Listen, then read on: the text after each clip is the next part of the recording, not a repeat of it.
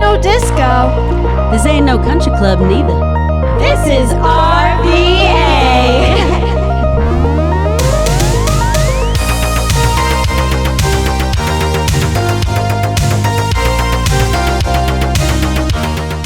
Welcome back, everybody, to Season 2, Episode 14 of Oh Lala in the Dungeon. It's good to be back once again. I feel like we're on a roll now. I know. Sorry, guys, I sound like a man, but I live in Virginia, and the pollen is real. But you sound like a Okay. sexy man. Yes, or someone who smokes 20 packs a day. You sound like Joan Rivers. You got the Betty Davis eyes. Yeah. We have an exciting episode for you guys today. We are interviewing an amazing local Richmond band that Yeah. I freaking love. Me as well.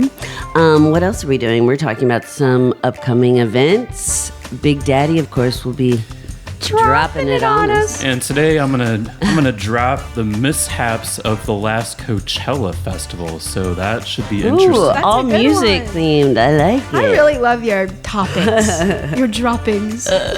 Yes, and as always, restaurants of the week, band of the week. Spoiler alert, they might be here. They might or might not be here. Some amazing events coming up around That's Richmond. right. And just a general damn good time. Oh yes. Oh yes.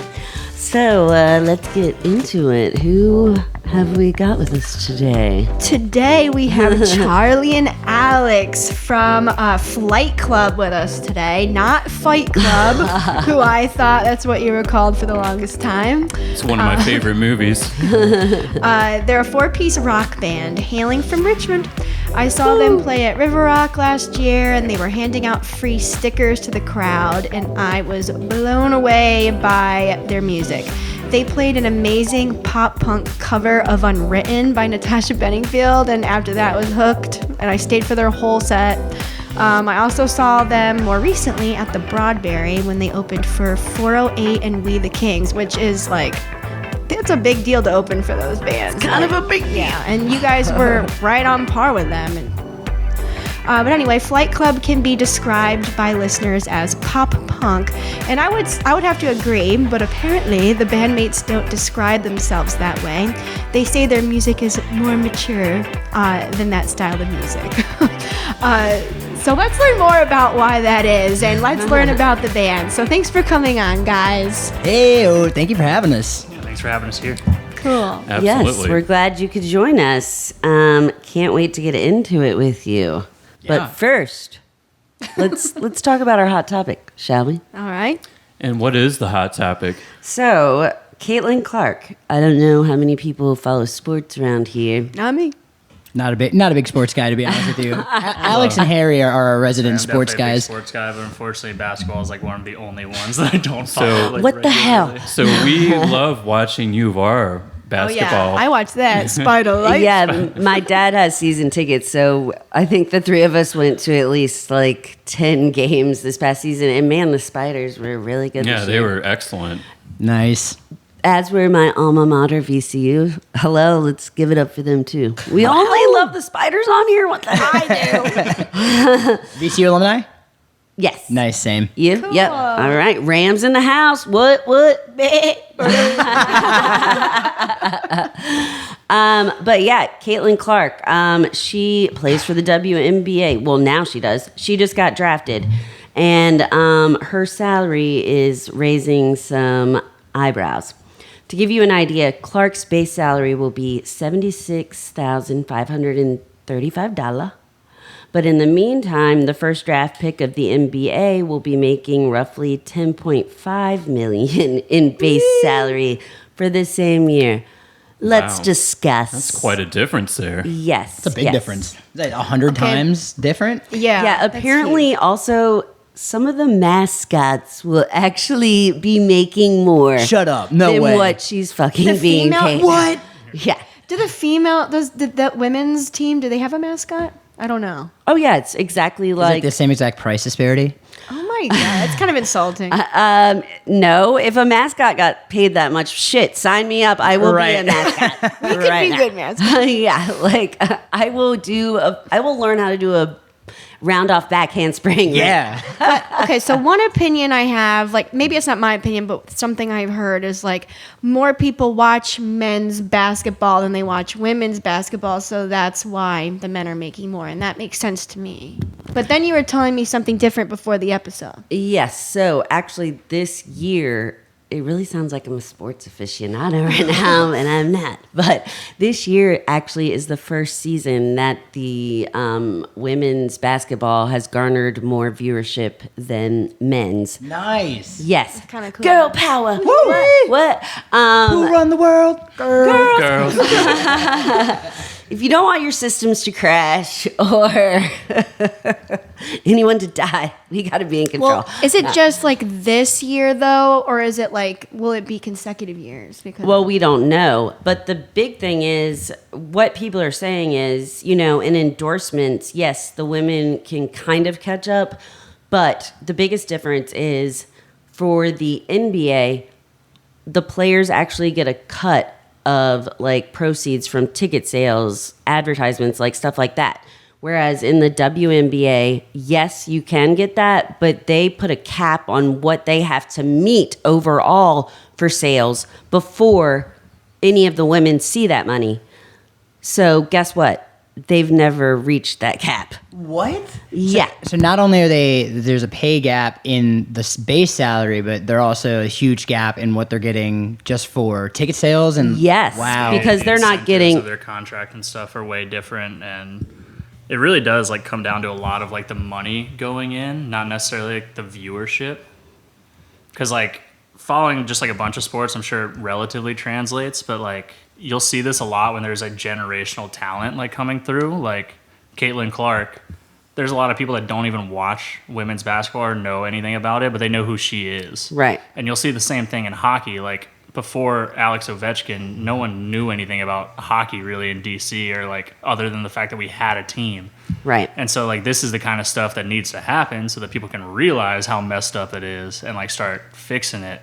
So like it might carry over year after year that like the women's like March Madness and everything like outpaces the men's and everything. Right. But like this is like kind of exactly what they need is like a catalyst to like that's very make true. this happen, because it hasn't happened until now. But Yeah, all and it I- takes is someone like this to put a million eyes on it, and then all of a sudden everyone's aware. Exactly. And like if she does get all these endorsements, that'll only raise more like visibility towards them. So I think it's a positive.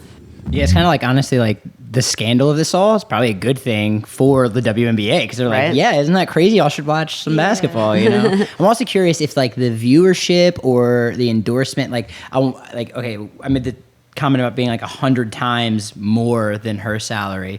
Is the viewership, the endorsement, whatever, is that 100 times more than the WNBA? Because like then, okay, maybe it's not as crazy as it sounds, but Right. I don't know. That's where I would start to look. Well, yeah, because she's up for like signing a deal with, I don't 100% say this is the right company, but I believe it was Nike. And I think I saw that too. up in like the double digits in millions for that. So I think that's Nice. on par. So hopefully that in it of itself will raise awareness. Have you guys heard about Brittany Griner? Like she was the woman who got detained in Russia. Oh Right, yeah. Yeah, just for like a small ass weed pen.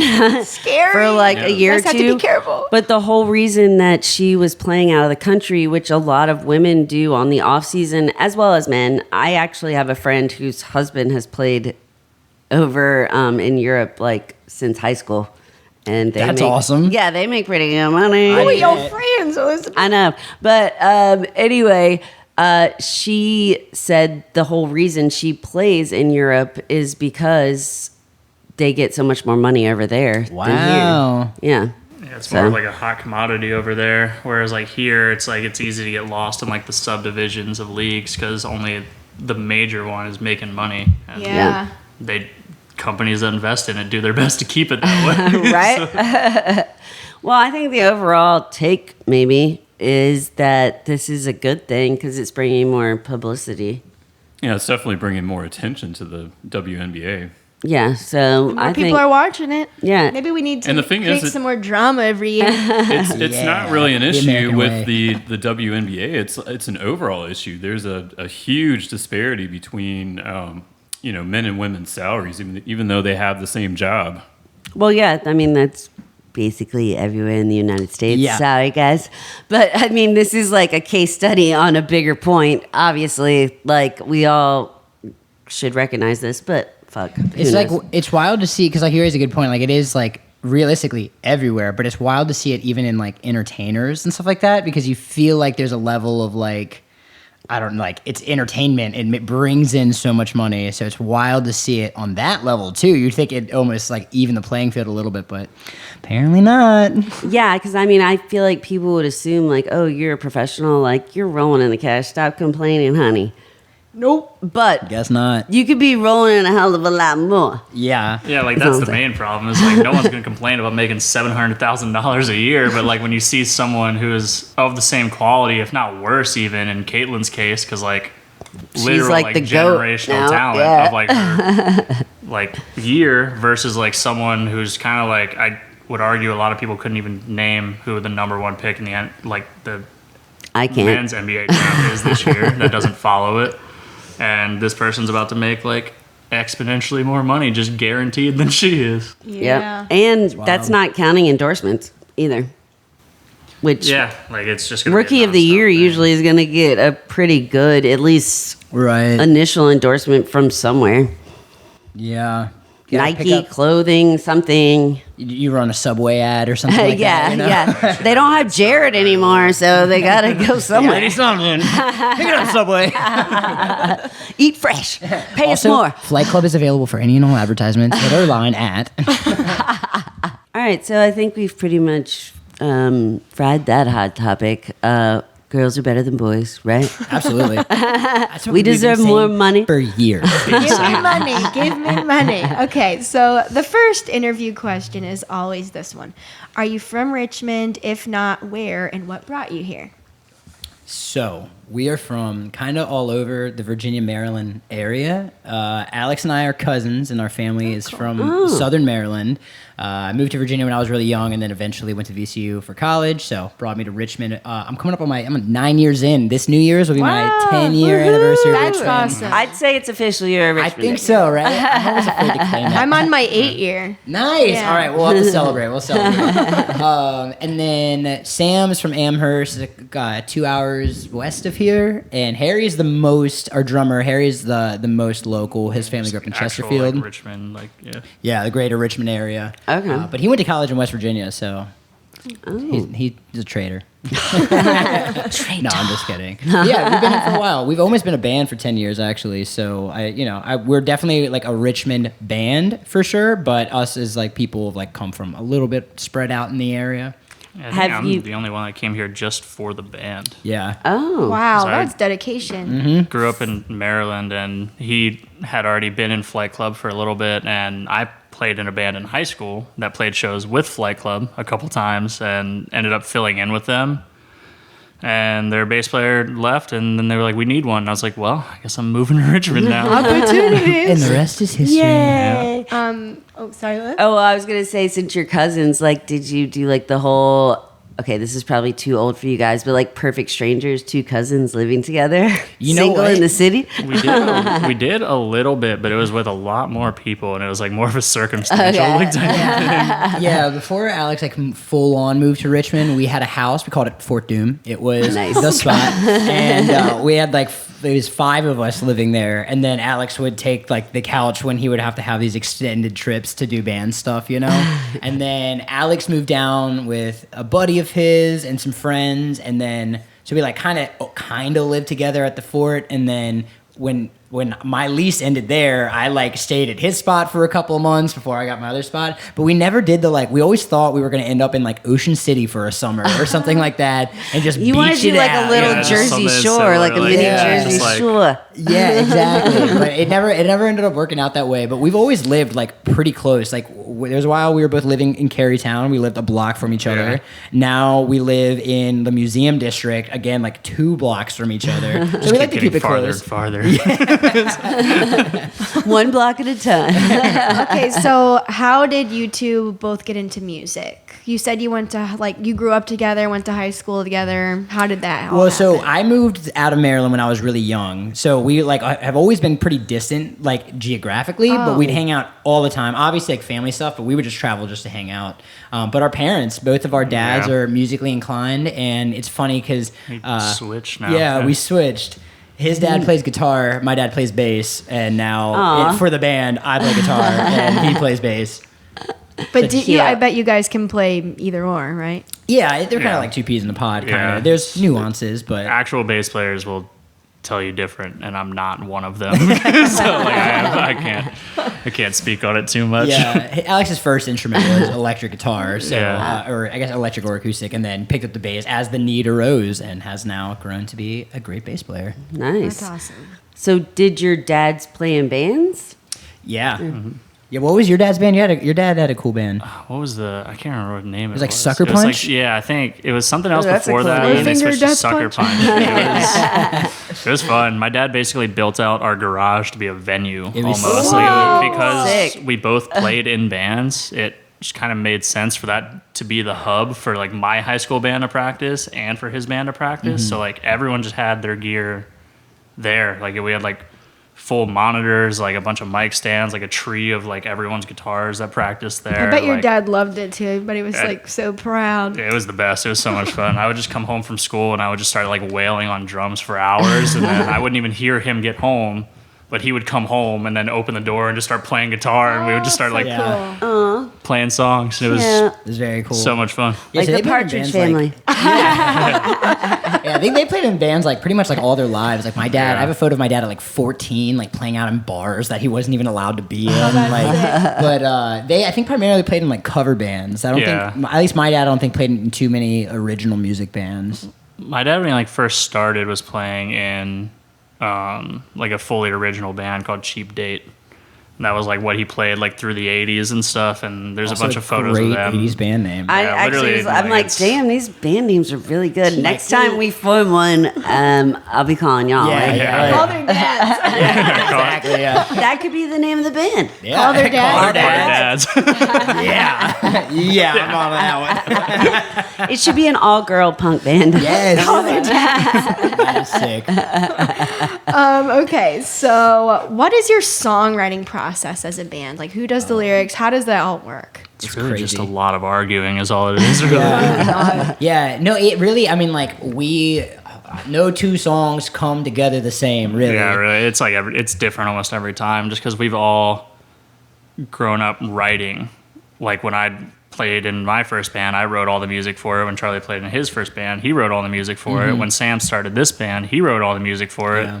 The only one that hasn't really like taken that approach ever until now is Harry, the drummer. And so Harry will like get overwhelmed almost trying to explain ideas because he doesn't play any other instrument than drums. It's so endearing though, because But- he'll come up and be like, "Okay, listen, like it goes like this," and This. he'll like piece it out, and then Sam will like sit down. They were roommates for a while, so Sam will sit down and like they'll piece it together, and like That's and Sam's crazy. like transcribing this idea. Yeah, and to it's him. awesome. I like have such a harder time like just hearing sounds and being like, this is what he means. my Whereas God. like Sam is like kind That of like is so attuned nice. to that. Translator. Yeah, exactly. Yeah, he's like the interpreter.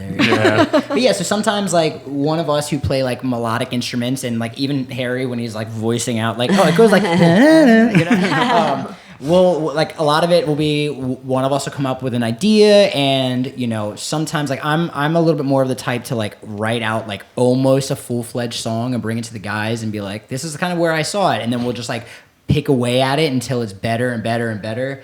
Sam will write like an entire instrumental song and rewrite it and rework it, and like really talented at that. And then we just jam it and just like workshop it and yeah, just kind of massage it until we're like, wait, I think this is It's like I it. think if we do This is anything the else, sweet we're gonna spot. mess it up. But a lot of times we will work a song like until we're in the studio and we'll be like, wait, what if after the chorus we had this? And we're just like, that feels good. We're in the studio. Yeah, Let's we're put here. it down. We're And here. then It there's sounds no good. going back, you know? That's funny. That's cool that all of y'all like go through, a creative process and all contribute. Yeah, I like that. it's nice. It's sometimes it's like too many cooks in the kitchen, but the cool thing about it is by the end of it, we get to a spot where we'll be like, oh man, like that was a great idea that you had, and they go, I didn't make that, so and so made that, and they're like, wait, did we? And so the songs stop becoming like, oh, this is Alex's song, this is my song, and it just becomes like it's a Flight Club song. Who knows? You know. Right. So I like that aspect of it. By That's the end really of it, cool. Yeah. Would you say all of your musical tastes are kind of the same, or are you all bringing different perspectives, and how do you work that? Because I know there's a little bit of like a talk about like pop punk versus rock, like Right, you know what I yeah. mean? Like, so how do you also like kind of decide which way you're gonna go? Yeah, it's like a there's a common thread, right? Like we really got started like in the Richmond like pop punk scene, right? We loved bands like Story So Far and 4 Year Strong and like State Champs and stuff like that. Grew up listening to like State bands Champs. like All Time Low and We the Kings Yeah. and stuff like that. And so that's like really where we started. And then when I met Sam, his take on the band, he was like, yeah, it's like blues rock meets pop punk. And I said, that sounds dumb. And then I heard it and I said, that sounds really cool, actually. and so like we have this thing where like, we like try to, it's like sometimes we feel like we're over seasoning. We want to do a little bit of everything. On the full length we put out 2 years ago, like there's like a couple like punk songs, and then there's just like a kind of grooving like rock song, and then there's like a funky kind of like pop song, and at the end of the day, I think we just love music. We love all kinds of different music, and we want to encompass everything. It's hard to do that, but we're gonna try, Especially because we do have like relatively different tastes. Like I think you and I are the most similar out of all of it. And I think can that's see that, just yeah. comes from like growing up and Cousins. sending each other bands all the time and Yeah. Your dads know getting each into other. the same stuff. But like yeah. if it were up to Sam, we'd basically be a hardcore band with clean vocals. If it were up to Harry, we'd be like a psychedelic rock band. And You guys so it's tie it like all all together. just like, yeah, we just kind of try to take a little bit of everything so that all of us like have that enjoyment out of like what we like to listen to in our music as well. But Yeah. we definitely like have to pull together some stuff a little bit because we Yeah. do listen to just a ton of different music between the four of us. Yeah, it's fun being able to have that variety because otherwise we'd get bored too, And like you made the comment earlier about like definitely can be described as pop punk, but some of the guys don't, and you're absolutely Yeah. right. But the thing is like I know where we started from, and I was like, right. Yeah, I just want to say that. yeah, we know where we started from, and like I never like the idea of us like trying to incorporate these other sounds is like never like a diss on like pop punk or our roots. Like we're actually getting ready to play this really cool pop punk fest at the Camel in July nice. 6th. Yes, I'll be listen up, gone. peeps. Come hang out, bar down I'll be breakdown. here. Yeah, come hang out. It's gonna be sick. A lot of really cool bands. And like we love, and like for that, because we have so many different songs, our sets are always get to be different, right? So for that song, we're gonna come out with the fast ones. You know what I mean? We're gonna come out with the ones where we're like, hey, push somebody, Yeah. And then for other Mosh shows, pit. we could like play some cool chill out like outside backyard thing and be like, all right, let's play some of the more like reserved songs and like hang out and like make it like a Right. summer like fun vibe, So just trying to take all the taste and give you one tasty spoonful of music I soup. like it. And that's what yes. makes an album great, when not every song sounds the same, when it has Right. some variety. Yes. I like a journey. Yeah, honestly. dynamics, Yeah. Yeah, it's you get your peaks, you get your valleys, you just feel good. Exactly. It's like life. Yeah. Okay, one thing I'm really curious to know, and this is it's not related to the other questions. I saw you open for 408 and We the Kings. Yeah. How did you make that happen? Like, did they contact you? No, it's the beautiful people over at the Broadberry. We've been lucky. We've played. Well, there was a time where we said we played every venue in Richmond. We were lucky enough to like early in the career, we got to play this local showcase at the National, even, which was awesome. Wow, that's awesome. We played a lot of shows at Canal Club. They really helped us get our start, and then we started diversifying. Played Richmond Music Hall, Broadberry. We got to play that Browns Island show for River Rock, and we just made friends with some of them, and they were nice enough to they'll send us some opportunities, and like I think it's gotten to the point now where we can even, if we see something, there's no local spot, we'll be like, hey, what do you think? What do you talk to them, and like maybe we can get on that, and they'll be like, yeah, you guys would be a great fit. So I think for that one, I think that one of the guys maybe saw that it was coming through. I think Sam saw that it was coming through. Yeah, I think so. And it was like, it's a 2-band bill. What do you think the odds are? And we're like, yeah, maybe. And then I think Harry ran into our friend who works there and like on a run or something. And Wow. they were walking their dog. And crazy we were how like, things just happen. Hey, like, what do you think about this? And they were like, yeah, I'll talk to them. They got us on it. And then guess who we met there? Olivia. Most famous person in Richmond. Yeah. And now we're here. So Full like, circle moment. yeah. It's one of these things where like sometimes life throws you a line, and if you're like aware of it and you can grab onto it, I was maybe a little even hesitant. It was a Monday night show. Like I hadn't, like, no offense, We the Kings, I hadn't been listening to We the Kings, you know what I mean? Since forever ago. Yeah. Right? Yeah. Middle And- school. But you know what? We grabbed onto it. It was a great show. All the bands played great. We had a great set. We met you, and like now we're here. And You so, sounded like, amazing. Thank you.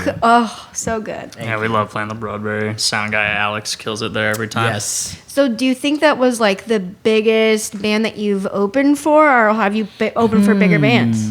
That's a good question. They are definitely up there. I'm trying to think of like what maybe the most people we've played to and like what that show would be.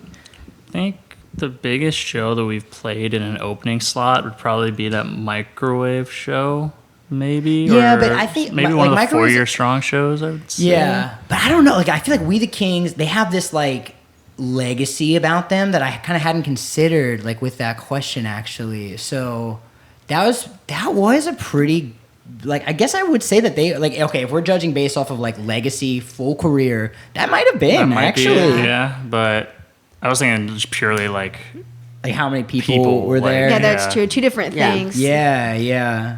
And It's to like be the fair, it was a Monday WNBA night. it was a and the Monday NBA. night too. Well, the microwave show was a Tuesday night. But the Microwave show was a Tuesday and it's sold out, so it's like Yeah, yeah. So I would say, as far as like who has the best legacy, maybe them. Yeah, actually, I'll keep thinking on it. If Yeah, I they think of do have anything a else. legacy, which is funny because they have like no hating on them. I mean, I love yeah, them. yeah. But they have like 4 big hits. Yeah. Or 3 or 4. Yeah, well, they encapsulated an era, I think. You know, like they were a big player in this like really specific era, and I feel like all the bands in that like scene or Oh, yeah. time, they're Yeah. all, Fall time Out goes Boy on, you know. Well, that's the one that they kept up the course. You know what I mean? Oh, Like, yeah, they're that's playing true. That's stadiums. true. Yeah. But like even They're like grinded. I feel like the second biggest one, other than like I wouldn't necessarily include My Chemical Romance because they were more in like the emo scene, but like it's something like All Time Low or something, like they were probably the Yeah. biggest in that We the Kings like Warped Tour scene, and they're I'm sure they're playing really big shows, you know what I mean, but like it's not They're not like, as relevant because the culture has Exactly. changed. Like people aren't. Exactly. Everyone was into it back then. Yeah. Yep. So yeah. the good old days. So now it's all like girl rap. I'm not really that into. Well, it's really interesting to see the like pop punk revival, right? With like all of the like Travis Barker projects that he's been a part of, Yeah. Machine Gun Kelly, and like even like Willow Smith had that like Oh, killer. yeah. Out of all of them, I think the Transparent Soul, the Willow Smith song, that in my opinion was the best of the like Yeah. Like- new age pop punk ones. yeah, or like Olivia a different artist Rodrigo. doing like a pop punk feature with like Travis Barker. Yeah. or something. Yeah. I feel like that's my favorite too. I think. Yeah. And then you have like artists like Olivia Rodrigo, who like that's kind of like her whole thing right now, and like she didn't really come from like a DIY standpoint, but she tried to embody that like kind of punk energy, and for better or for worse, But we like, wow, covered like- one of her songs. We covered "Brutal" by her. We were Oh, like, yeah. that riff rocks. We like it. We're gonna play it. Well, I think that's the cool thing about music. Like, there's almost like, why do we have to pigeonhole it to a genre Yes. at this point and say that? Because, I mean, we have like Beyonce dropping a country album. Which rocks. That's what I was about to Yes, say. Like, there's a amazing, whole like- lot of like little like sub like conversation points in that album with like different older artists talking Yeah. about genre itself, like mixed into the album, and that whole thing is so good. And it just shows like music it comes all from the same place. Yeah. Like, the heart. Yeah. or like Negro spirituals. I'm just saying. The 1975 dropped that record, and the first track they dropped off of it was that like punk song "People." People. It's like we're just like Yeah, just like immediate like raspy like aggro vocals just right into it. I was like, whoa. We were Okay. like, wait, what? In the music video, he looked like almost like Marilyn Manson or something. You know what I mean? It was such a left field, and like the rest of the album didn't sound like that, but they were just like, hey, we wrote this like kind of punk song. We're gonna put it out first and get the people shook, you know? Right. I love that. You know, as like someone who plays in a band who like could maybe do a little bit of delay stuff and kind of sound like the 1975. Like we couldn't pull a big transition like that, but the fact that they were like, we have the audience, we can put out whatever we want. We're gonna put that one out. Very cool, you know. I was going to say, how has your stance on like promoting and also releasing changed over, you know, like the last decade? Because like you're saying, there's so many people like pre-releasing, like doing like, and you're talking about you guys are going to be dropping a song a month. Like, how have you changed your approach? How do you feel like the space has changed overall? Yeah. Well, for like whether it's misinformation, trying to be cooler than we are, or whatever. Like our big thing for a long time was like it was EPs, right? Everyone was putting out EPs, right? And then, you know, with Spotify, singles became a little bit more prevalent. It was really big for us when we dropped that full length. It just felt like a huge stepping stone for any artist, especially when, you know, we got to print it on vinyl and to hold it and be like, how is this us? They did it. They figured it out. They've been doing it for decades, you know, like how did they do that? And to hold it is really cool. Yeah. And now I feel like, you know, promotion for us back when the album was coming out, we did a lot of, we worked with like a PR company. We set up some cool like features and interviews and like just tried to like get, I guess, publication, you know, so that we were more like Googleable, especially with a name like Flight Club. Right. A little bit hard to find us, unfortunately. And, so now we did that and we took it a step back and just said like, what's next for us? Do we try to tour more? Do we write more? Do we want to put out another album? And where we landed on is just like, let's just put out singles. Like, I don't know necessarily if there's a demand for a full length right now. We've been writing, we have a catalog, a backlog of songs that just kind of never got the light of day because it didn't fit the collection that we were trying to do. Right. So we just said, well, let's just finish a song and put it out. Why not? You know, we're independent again, so we have the opportunity to say like we're not trying to appease anybody. Put a song, put it out. If people like it, awesome. If they don't, we got another one coming to you in a month. You know, like, and so it's been I think like revitalizing for us because that's kind of how we started doing things when we like first started a band. And it works because of like Spotify release radar and stuff like that. It helps us to gain some new listeners, helps to gain some attraction. It gives us something to talk about. We're not great at like promoting ourselves, but when we have a thing to be like, hey, we put out a song, what do you think of it? Then it comes kind of like easier. Yeah. Like it helps that Spotify is kind of built for that now, like you're saying, but I feel like we had a bad habit before of just making and treating every song like it was the one. Yes. Just doing big budget music videos, doing like all of this different stuff, like hitting up all these different places for like promotional stuff and everything instead of just like, we're happy with this. We hope you are too. Here you go. Right. Like, let's let it fall into who it is supposed to fall into. Let's stop trying to like funnel it to people that we think it belongs You're like, to. they'll find us. Yeah, and so it's just like an overall better attitude because when you put that much effort and that much time and money into it, it's much easier to get disappointed when it doesn't happen. Right. And so it's just like kind of a long-winded thing of saving us headaches of like not putting an insane amount of effort into something just because we think it's the one. And then also it kind of saves us on the other end where we just get to do more like constantly and just constantly be like creative and do different things because it doesn't have to fit one big mold and it doesn't have to be the thing for us anymore. Like we can just write songs that we want to write and put them out and let them latch on to the circles of people that will find it. I was going to say, it's kind of like the Wild Wild West. Like there are no rules. Yes. So Yeah, now it's great. Like it doesn't matter. Like I don't think there should be, like I was saying, like genres or anything like that because like that doesn't apply. Yeah. You listen to what sounds good to you. And there's so many avenues to find it. There's TikTok and there's so many ways. Yeah, it's definitely it's changed. It's always changing, and you got to kind of get with it. We complain about not wanting to film like kind of like cringy TikToks or anything like that, but it's like, you know what? Like it's a free promotional thing. It could be fun. We love doing music videos. Like You can blow up pretty quickly on exactly, there, too. yeah. And you know, there's a band.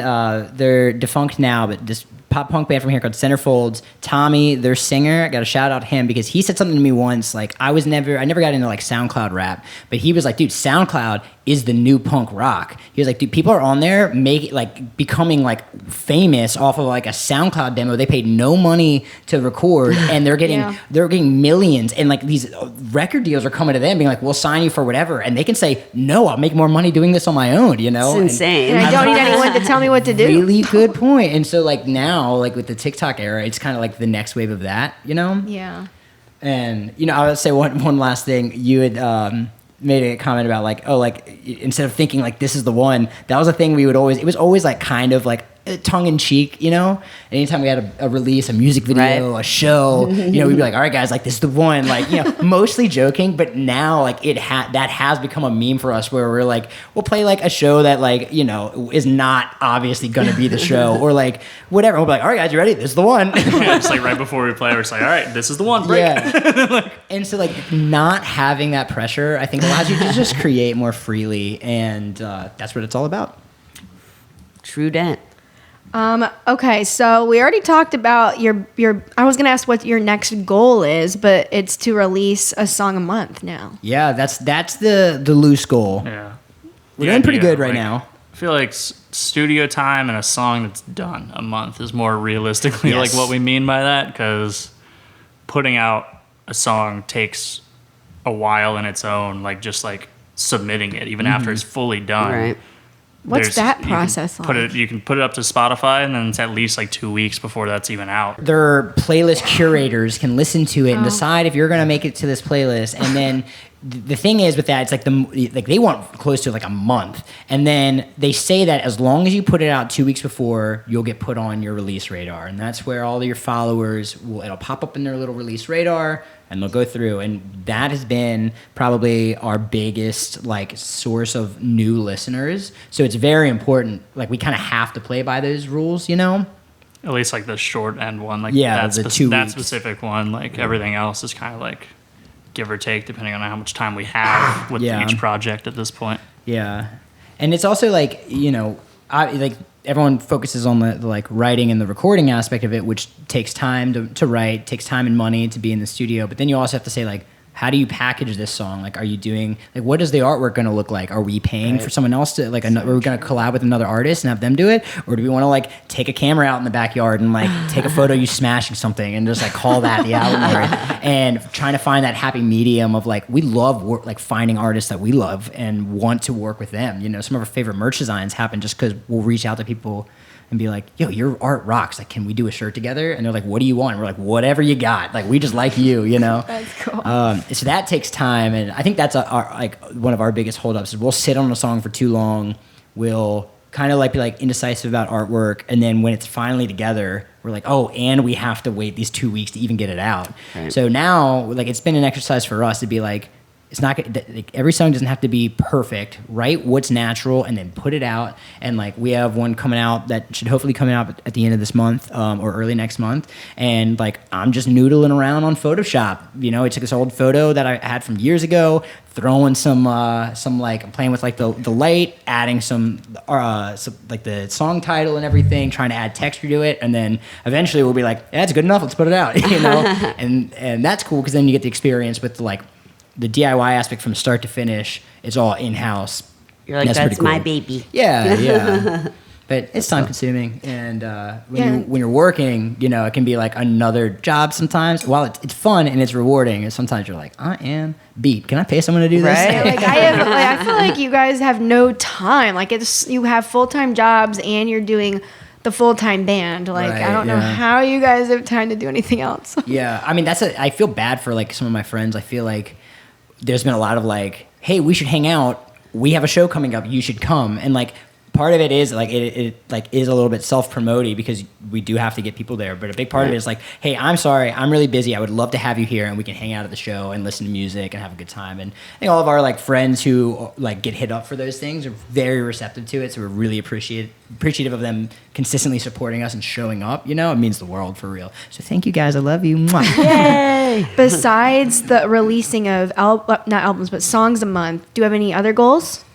Or shows coming up? Yeah. Yeah, plenty of shows. I think the goal really is we just gotta get better at like the stuff that we don't enjoy doing. I guess it's like we look at a lot of like the media like sharing and stuff just as a whole task in itself, because it's not really us. Like we don't really indulge in that stuff a lot, so it's like a bit, it's not like a reach. It makes it sound like so much more dramatic than it is. It's literally just like sharing content and stuff, but like it feels just like such a strange foreign thing to us, because you wouldn't do it like on your own. no, we would never be doing it. Really, I might not even have like an Instagram if it weren't for a band. Right. Like everything on my Instagram is literally just photos of our band playing. So like having to go this whole extra mile where it's just like you're talking to people that you can't see and you don't know how they're going to resonate with or interact with, like I have a hard time with, and I feel like some of the other guys in the band do. So that's just something we're actively trying to get better at, is just being more like socially interactive on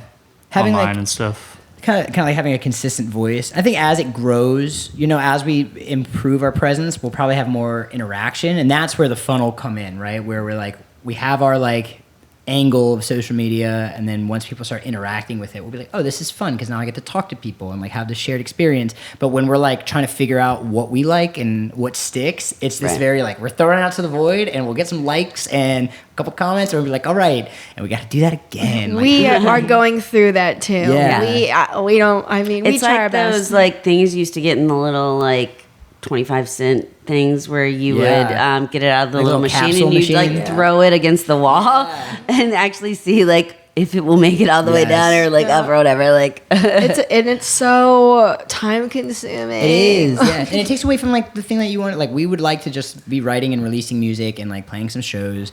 And I like connecting with people in those ways. But it's like when you have to like consistently come up with like a bit to do it, it's like, well, I'd rather take that focus and like write you a new song, you know? It's like necessary because you have to reach your audience. Yeah.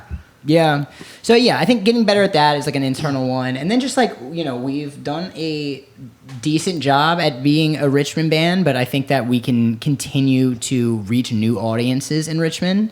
So expanding our reach in Richmond primarily, but also just like regionally. You know, I think we used to do these tours where we would go, you know, we've gone as far as we've played Canada a couple times. Wow. We've gone down to Florida. We've gone as far as Texas and Kansas, you know, but it's like we do it once a year, if that. So it's like these people are like, this is great, I would love to see you again. And you're like, good luck, buddy. We'll see you in a year maybe, you know? And so I think another thing we've talked about recently is like, we're going to start playing shows out of town again, but we're going to do it smaller scale, but more consistently, you know? Trying to go up to Baltimore, Philly, DC, maybe North Carolina, maybe the occasional trip like down and up the coast, but in a way where we can be like, hey, did you like the set? Guess what? We already know when we're going to be back here, so come out then, you know? I think that it'd be easier to connect with people on the road that way. craziest or funnest road story? Ooh. I mean, just scroll through and pick a day on Warped Tour. That was nice. Like any of those really were crazy. Yeah. I feel like some specifically, like maybe like Milwaukee, where they do like the PB barbecue. It's like a whole barbecue sponsored by PBR. Oh, so yeah, I guess Those are like a lot of the barbecues after Warped Tour are like fun and crazy, but that one specifically is like even the people that don't go out they're all there. Like everyone is there, like going nuts, having a good time. So to add on to that, we worked Warped Tour a few years, and it's kind of how we met our current drummer Harry, and that was the time of our lives. We had the summer where we got a 16 passenger van and put 8 people in it, and we lived 8 people in a van for the length of a summer. Down by the river. Yeah, it was down all over the damn United States, man. It was crazy. We'd have these like overnight drives where we're like, there's rows in the van, but it was one of these ones where it was, instead of being like the row all the way on the end and the one full-size bench, it was 2-seater benches with a row in like the third through it, and then a single seat on the other side. So you would have someone sleeping in the row, and then people's legs spanning over top of them. How did you sleep? I could not sleep like that. The thing is like you're out in the sun all day, every day, talking to hundreds of people, because we were volunteers, and the thing was help out with catering. You'll get to come in and you can make money by selling your CDs. We'll allow you to sell your CDs in there. It was great promotion. We went from probably like maybe under 1,000 Instagram followers, maybe 1,000 to like 3,000. You know what I mean? Like we did great out there, but you know that meant we were sweating. Exhausted. You know? Like, so we got in that van strapped to the top of that van. Yeah. Hopefully, so, Liz and I reach that point this week. I We're know, not right? sleeping. Yeah, we ain't sleeping. So I'd say that was probably like that summer is probably like the most like unforgettable, like crazy summers of my life. That's you know? like That's the fun. summer of 69. yeah. It's always memorable, those kind of times where you're like exhausted and like you're doing what you love, but also you're hating it at the same time. Yeah. But then you like years back, you look back and you're like, oh, that was a great time. What is the most difficult part about being in the band? And I can already probably guess the social media aspect, right? I would say like just I love pretty much all aspects of it, even the social media, even the stuff we don't want to do. But I just think like knowing where to take it next. You know, we've been doing it for a while, and for some people, it's different goals than others, and just trying to say like, hey, like, what do you want to do? Do you want to play more shows out of town? Do you want to do this? Like, what's gonna help us at the end of the day, and in a way that's, I think, authentic to ourselves, and not just like, well, this is popular, so we should probably do that, you know? Yeah. Yeah, there's so many like just routes and avenues to take now, and like it's really not like a one size fits all thing anymore. Like it used to be. Like we were talking about our dads, like in the '80s playing music, and like for them, it's just like all you wanted was a record deal. Whereas like now, it's like, do you even want a record deal? Like I don't know what to do anymore. Like I don't know like what warrants success basically. Yeah. You have to have I like think, a brand strategy, and like people like Gen Zers can smell like unauthenticity a mile away. Yeah, right. So And like, so, like, you you can't have to- force it. Yeah, you can't. Like you have to be authentic, but at the same time, you have to be a band and a brand, and Yeah. like not everyone feels that way about music. And it's kind of funny. It's almost a little bit backwards. Like a lot of the bands that I feel like that end up making it to that point are the ones that want that the least.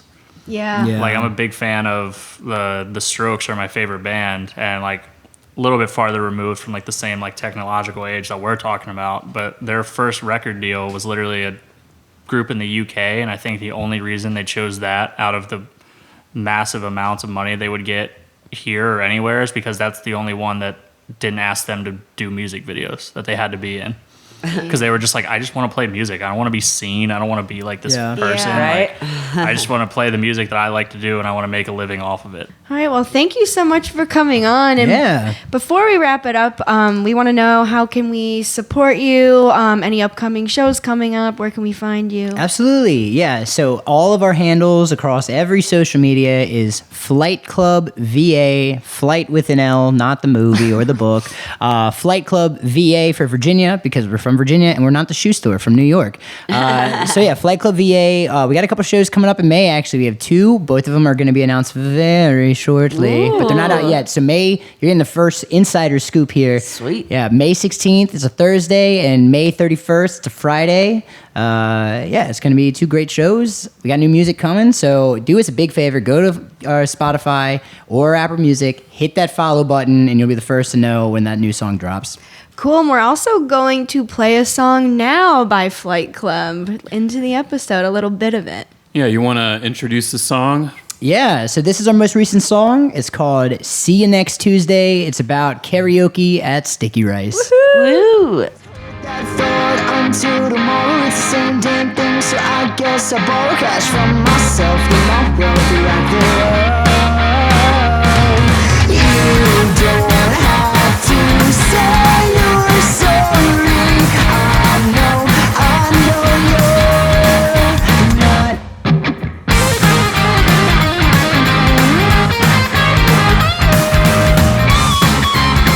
Oh my God, I love that one. That was so good. One last question Yeah. before we end this segment. Bonus. How did you come up with the name? Oh, that's such You know what? This is the best worst question, actually. And not because it's a bad question, it's because the person in the band who came up with the name is no longer in the band. Oh, and He's a flight risk.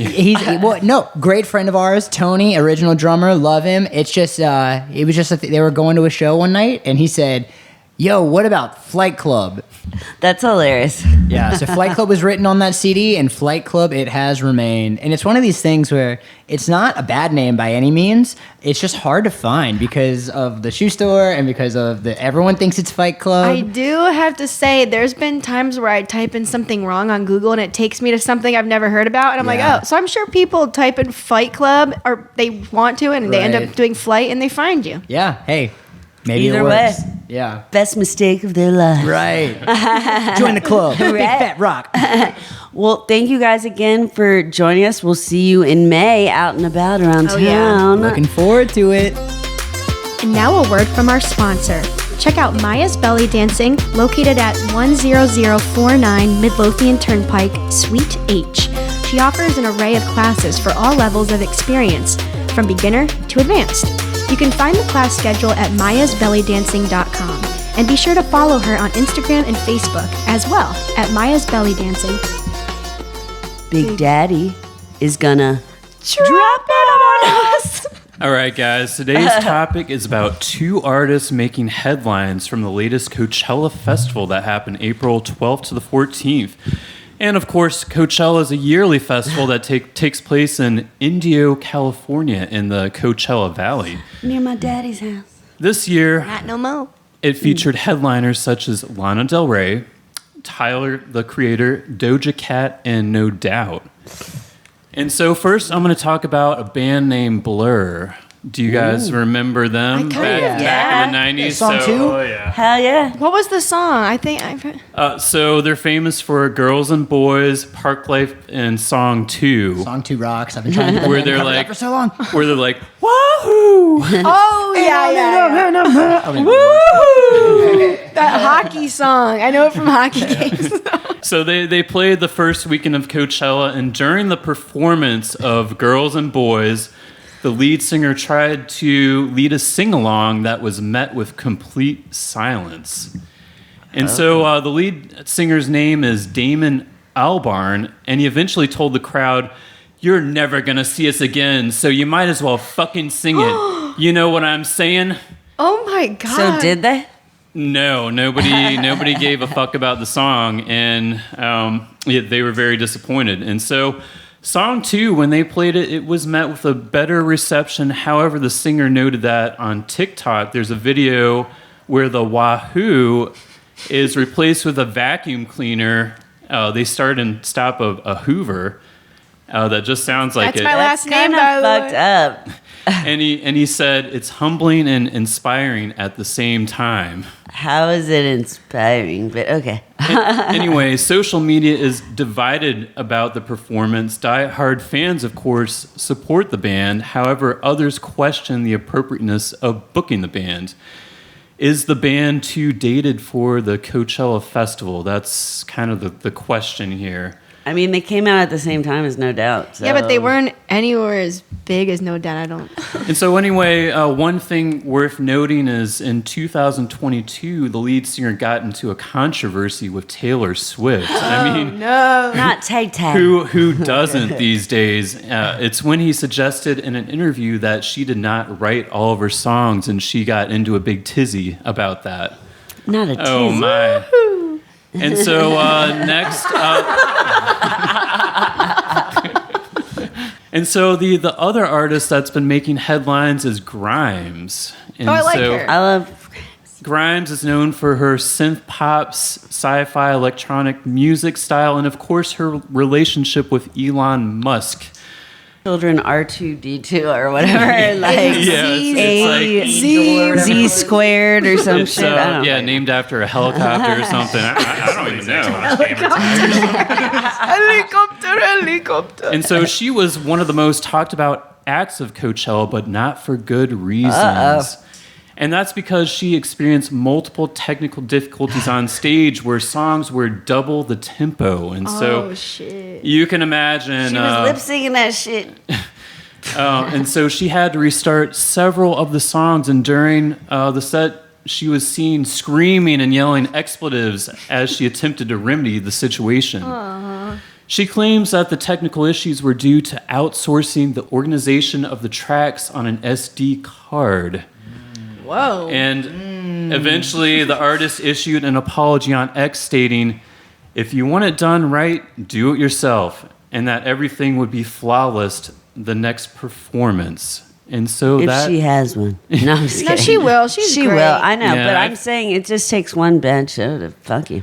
I think she'll rise above Yeah. this. And, Sometimes yeah, it gets you more attention. exactly. It's And, true. and so that concludes Drop It On Us, Big Daddy. Thanks, Big Thank Daddy. you. You guys have anything to add? Anything about Grimes or Blur? Taylor Swift. It's a stressful T-Swift. situation. So we're seeing like someone like that who's like all pop music. It's all like backtracked really and everything. Just like it's literally the only thing that can go wrong. So like Yeah. having it in random people's hands, and Yeah, it like, does go wrong. Could you imagine It's something probably that's like- double the tempo? How do you recover? But I also think it's crazy that like Milli Vanilli got canceled and it's kind of the same thing. I All don't know. right, shall we talk about upcoming events? Oh, yes. I think we Liz. shall. So we have coming up next week, Spring Blooms and Brews on April 26th.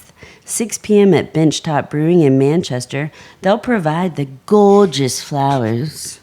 Nothing wilted in this bunch. Gorgeous, And gorgeous. demonstrate how to make a beautiful flower arrangement. Then you'll make one yourself, if you can. $49.99. If you dare. Yes, $49.99. Which I think is actually not bad for like fresh cut flowers if you had an event or something going on after that. Also, we have this weekend pop-up RVA at the Diamond. It is a big market they're having every Saturday. I think they do it pretty much all through the summer. And it's free, y'all. It features 50 to 70 local vendors, music, food, and a margarita bar. Ooh, I'm going. Yep, and much, much more. So check it out. Also, Harry's friend of show at the Hoff. They're having a sip and slay brunch on the 27th and on the 11th of May. Tickets are $20. It's from 11 to 3. Go out there and support those drag queens. On April 27th, Shakespeare's birthday celebration of the Bard is happening at Agecroft Manor from noon to 5. There's going to be songs and games, and it's all Shakespeare themed, and that sounds really fun and kind of nerdy like us. That's right. All right. Shall we move on to the restaurants of the week? We shall. I'm going to talk about a restaurant that Liz and I had a happy hour recently with our friend Ashley. We've been there multiple times. Also, the side of an old dirty bookstore. Oh, yes, it's not a porn shop anymore. There might have been a glory hole there. Just saying. Might have. I didn't experience it, Did but you- Filled in now. Did you see the glory knowing hole? some older generations, I've heard stories Heard and the whispers, the rumors. Yes. We need names. Well, I'll give you one. Ensu Boca is the place I'm talking about. They are open from 11 a.m. to 2 a.m. every day, which is nuts. That's so really late. If you find yourself hungry in Richmond and everything is closed, go to Ensu Boca. The food, the drinks, the service, and the atmosphere are amazing. We had a great experience recently. They have a great happy hour from 3 to 6 Monday through Friday, where house margaritas are $7.50. Rails are $5.50, and there's $1 off of beer and wine. And then they have a happiest of all hours, which is Extra Thursday, money off. Yeah. Monday through Thursday, 5 to 6. So it's 1 hour only, and you can take an additional $1 off of all of those. Wow, a whole dollar. That's Where we how were I before forgot my this. name on Monday. You know, that's why. Same. I do crazy shit. Okay, for a drink, I recommend the house margarita with salt, and I recommend you take advantage of the happy hour. For an app, get the happy hour Boca Trio. It's huge. There's a whopping pile of chips with different salsas and guac and queso. It's literally humongous, and I took half of it home. It's delicious, and it will leave you full, but if you're not full from that, which is crazy, Get get more. one of their burrito bowls. It was a burrito hole, not a glory hole, just for I love a burrito hole. Well, my restaurant of the week, nice segue, Burrito hole. is the Answer Brew Pub. 6008 West Broad Street. one of my favorites. Yes, as you know, they're affiliated with Mekong, or maybe you don't, but you should.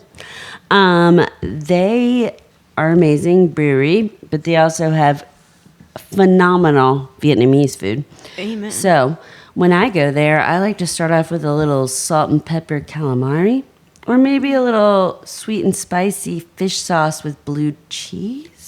Beer And then- cheese, I mean, not blue cheese. And they have an Beer excellent banh mi, and the beef jerky is delicious Oh my God. too. Well, the next thing I was going to say is for your main course, order the banh mi. It's on freshly baked bread, served with cilantro, jalapeno cream, pickled carrot, and daikon.